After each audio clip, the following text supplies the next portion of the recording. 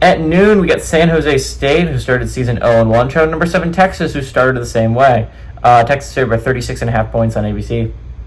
Walker Eaget for the Spartans went 24-43, threw for 308 yards, 2 touchdowns, 2 interceptions. Floyd Chalk IV had 11 carries for 44 yards, and Danny Scudora has 9 catches for 189 yards and a touchdown. What an insane day by him. Arch Manning for the Longhorns went 17-30, threw for 170 yards, 1 touchdown, 1 interception.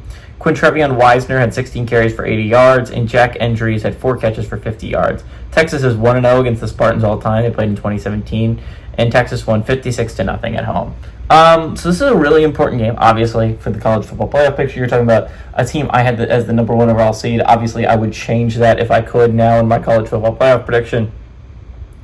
But all that being said, I do believe Texas will eventually be a college football playoff team, and I still have them as a top 4 seed. I still think they're the best team in the SEC, despite 2 other teams being ahead of them in the rankings.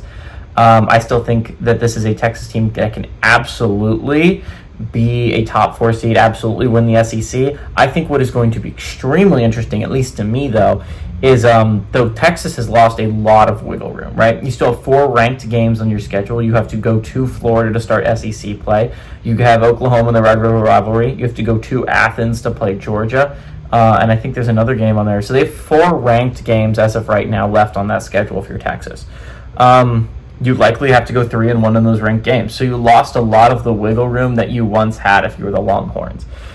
San Jose State's coming off a heartbreaker, right? And yeah, I mean, even if they had survived that game, the likelihood of them still being in the college football playoff picture after this one is not high. But it would have at least given you some momentum heading into this one if you're San Jose State. If you do not know, Central Michigan took an early 13-0 lead on San Jose State, and then San Jose State stormed back to take a 14-13 lead.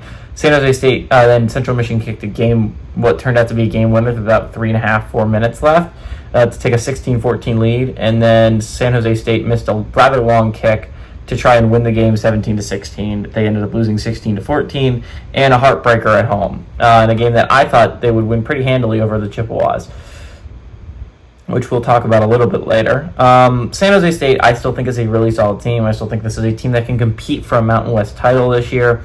Even though they started off the season weak, I think this is still a pretty solid Spartans team. Now they're going on the road to take on a Texas team that, number 1, I think is one of the best teams in the entire nation. I think they're a top 4 team in the entire nation. And then on top of that, not to argue with ranking, I think 7 is fair. The other teams won and Texas didn't. They're the top-ranked 1-loss team. I think that's completely fair.